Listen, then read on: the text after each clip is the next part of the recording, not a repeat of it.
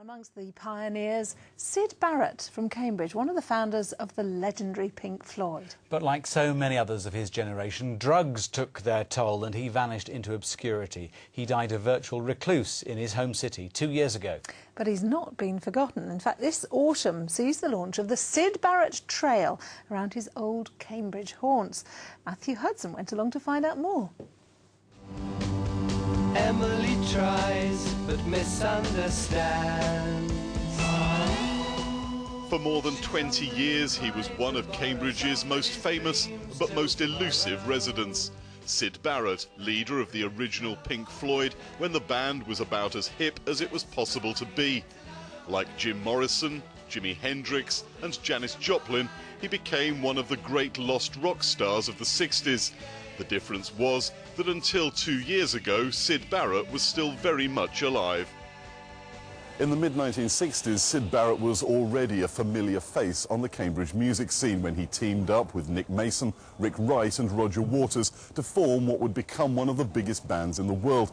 But when he returned to Cambridge in the early 1980s, it was to live as an almost total recluse. His mental health problems were blamed on his massive intake of hallucinogenic drugs over a number of years. This autumn, fans have a chance to take guided tours of the Cambridge Syd knew as an aspiring rock star, part of a major tribute to Syd entitled The City Wakes. The Old Mill area was a regular haunt for Syd and other what in those days were called beatniks. I've been listening to a lot of the music that obviously was recorded years and years ago, and yes, a lot of us who of course knew early Pink Floyd, and some of us are old enough to have been around at the time, but yeah, we've all reconnected with him in a big way. Of course, in over 40 years, much has changed in the city. Well, this may be Waterstone's bookshop today, but back in 1964, this was the Dorothy Ballroom, a major part of Cambridge social life for several decades. Now, during the day, it would host tea dances for elderly people, and in the evenings, that's when rockers like Syd Barrett would take over. Another hangout, the El Patio coffee shop, is now a supermarket. But while the Andes Records Syd knew has gone from Cambridge Market, you can still buy vinyl there.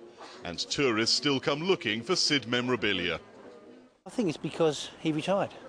You know, he gave up the... he stayed with the dream and where they followed the money. So and I think that's obviously what people are interested in. You know, someone who's interested in the music rather than the cash.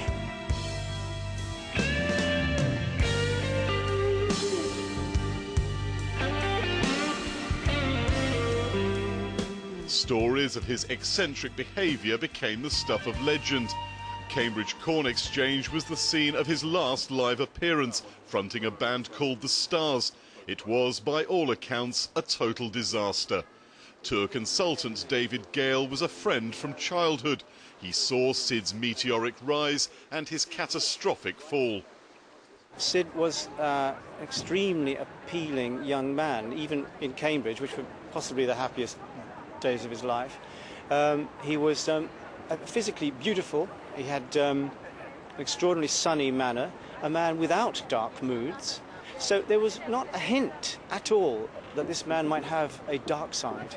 That was to come later. Syd Barrett died at his home in Cambridge in July 2006 from pancreatic cancer. His possessions, including the many pictures he'd painted in later life, were auctioned off to fans and collectors. Matthew Hudson, Anglian News, on the Syd Barrett Trail in Cambridge.